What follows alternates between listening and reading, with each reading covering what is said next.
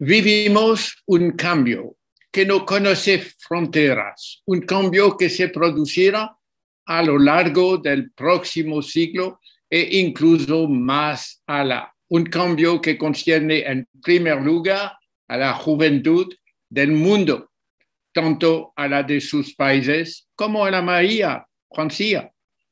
Sabemos que las empresas, el transporte y la agricultura no pueden seguir como hasta ahora si queremos reducir la huella de carbono de la humanidad y adaptarnos a los nuevos riesgos.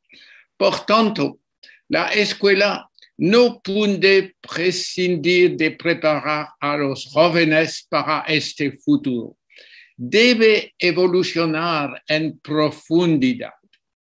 Puede que el camino de esta evolución aún no esté suficientemente marcado, pero el clima no tiene tiempo para esperar. Se acaba de publicar una encuesta sobre la actitud de los jóvenes franceses de entre 16 y 30 años hacia la ecología. Les daré algunos de los resultados que creo que pueden ser generalizados, aunque las situaciones de los jóvenes en sus países no son bastante diferentes. De hecho, hoy en día, todos los jóvenes del mundo están conectados. La información circula, las marchas por el clima y la repercusión de muchas asociaciones lo atestiguan. Esta encuesta dice: una gran mayoría, 80% de los jóvenes encuestados, tanto chicos como chicas, cree que la humanidad se dirige hacia una gran catástrofe. El clima es la prioridad número 1 para más de la mitad de ellos. Hay 3 preocupaciones medioambientales igualmente importantes: la contaminación, la extinción de especies y la destrucción de los entornos naturales. Cabe señalar que estos 3 temas también están relacionados con el cambio climático. Examinemos entonces las actitudes de estos jóvenes adultos ante la futura catástrofe. Se dividen en 4 categorías. Los indiferentes, 20%. Los partidarios distantes, 40%, que son bastante conscientes de los problemas, pero no actúan. Los modernos, 20%, que prestan atención a sus acciones, pero creen que la tecnología resolverá los problemas sin grandes cambios sociales. Finalmente, los conversos ecológicos, 20% solo, que combinan sus actitudes personales con opciones políticas radicales. Los que niegan el problema climático son muy pocos, alrededor del 6%. ¿Qué lecciones se pueden extraer de estas cifras? 1. Prácticamente todos estos jóvenes entre 16 y 30 años perciben el riesgo climático de forma catastrófica. Tenemos que escuchar este mensaje. 2. Sin embargo, y en contra de lo que podrían sugerir las marchas por el clima, menos de una cuarta parte de estos jóvenes están realmente movilizados. 3. Es probable que el conocimiento de las otras 3/4 partes sea insuficiente para motivar un compromiso personal o para ser consciente de las transformaciones radicales necesarias. Al igual que los autores de la encuesta concluyó que nuestro propósito educativo es esencial. A continuación, propondré 4 direcciones. Hay un gran número de investigaciones que han explorado en detalle las expectativas de los jóvenes en relación con la educación climática.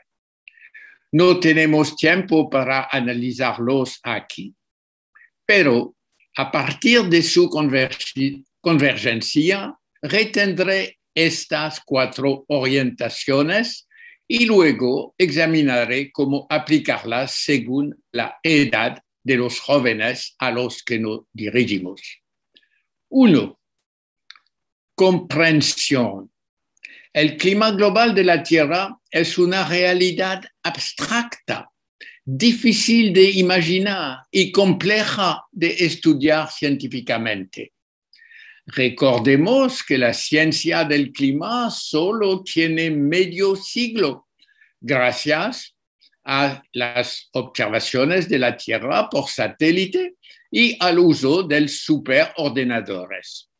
Sin embargo, no debe seguir siendo un misterio para los estudiantes.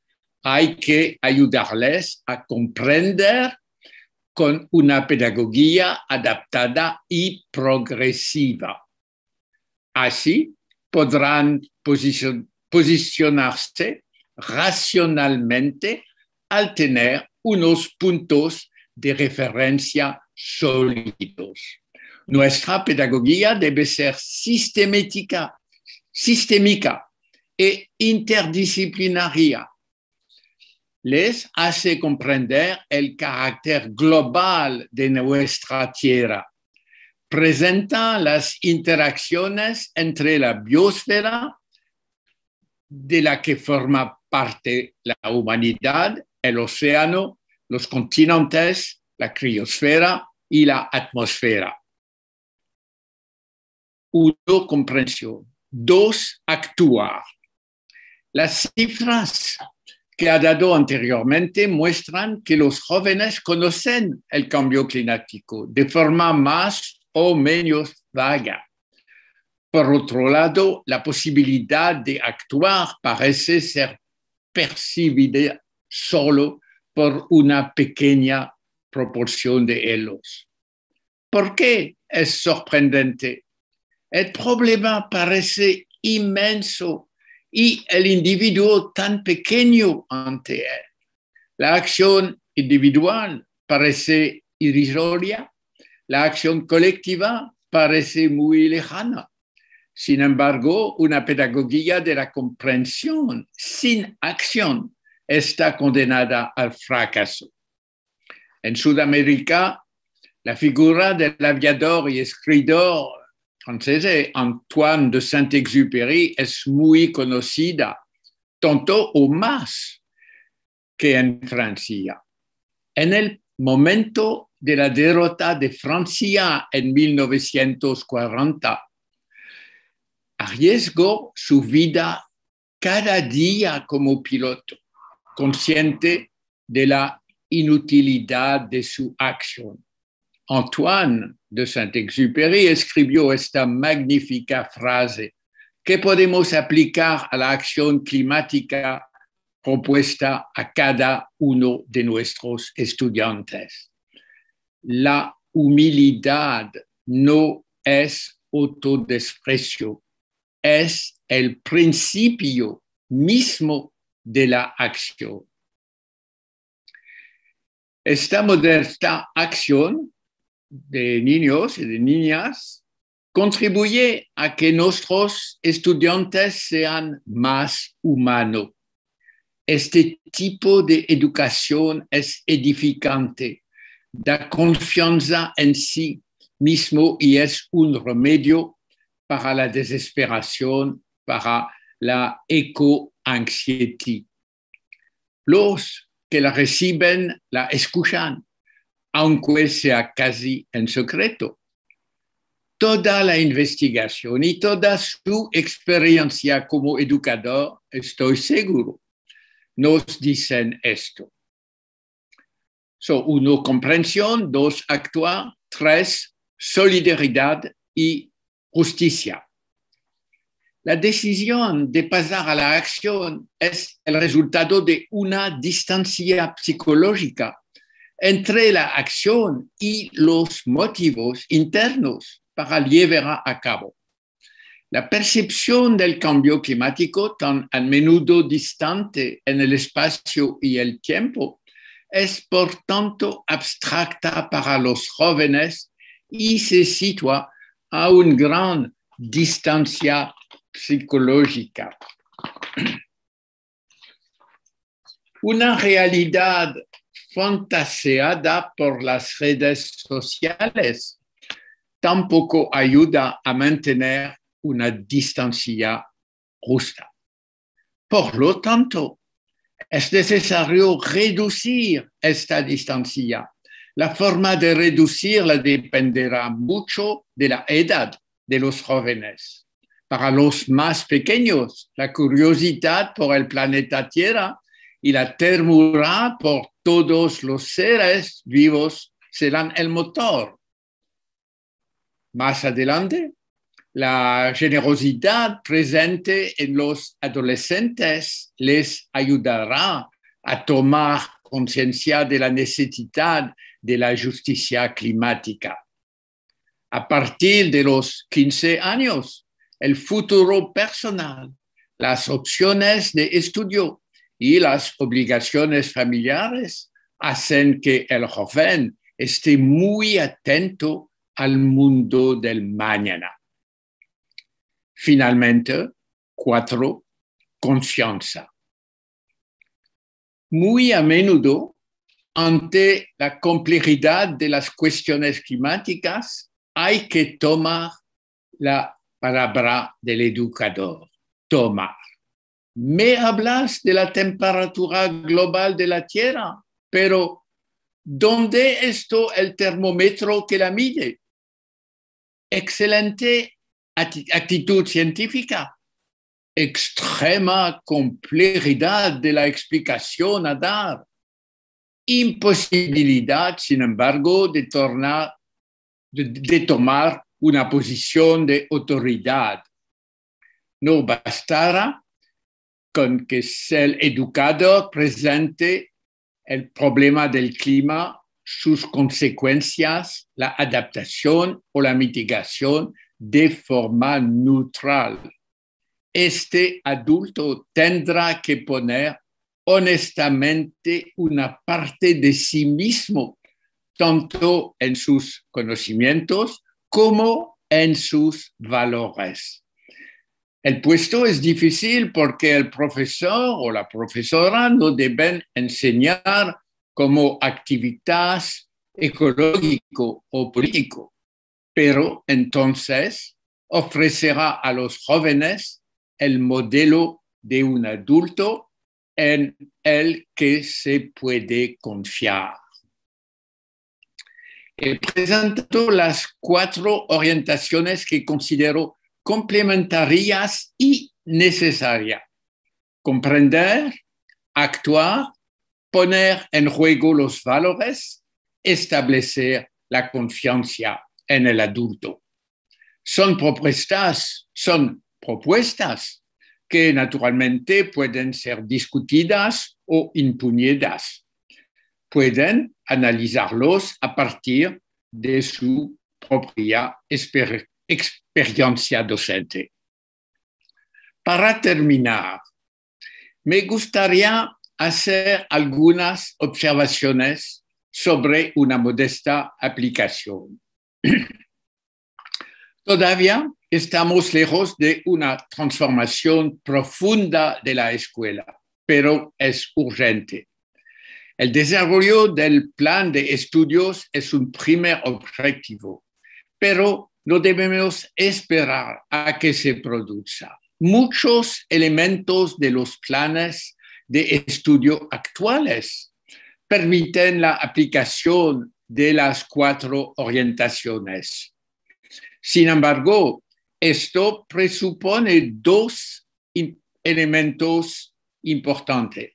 Un apoyo a los profesores que les permita apropiarse de las nociones esenciales de la ciencia del clima y de su pedagogía, y unos recursos educativos para el aula de fácil acceso y utilización. Los socios reunidos en esta conferencia, como en las anteriores, saben ofrecerle estos 2 elementos esenciales. Destacaría especialmente la importancia de trabajar juntos para tener éxito en este proyecto educativo, que no es tan sencilla como la enseñanza de las matemáticas o la biología a las que nos enfrentamos habitualmente. Sobre todo en la enseñanza secundaria, donde los profesores están especializados en una materia concreta, este trabajo colectivo es la única forma de tener éxito. Digo esto con fuerza porque en Francia, en los 2 últimos años de la escuela secundaria, grados 11 y 12, introdujimos el año pasado la educación sobre el cambio climático. Conozco varios institutos que han decidido que los profesores de física, biología y matemáticas trabajen juntos. Siguen faltando los profesores de economía y filosofía. Todos estos profesores nos contaron lo mucho que habían aprendido los unos de los otros y cómo fueron capaces de presentar juntos este difícil tema del clima a sus estudiantes. Muchas gracias.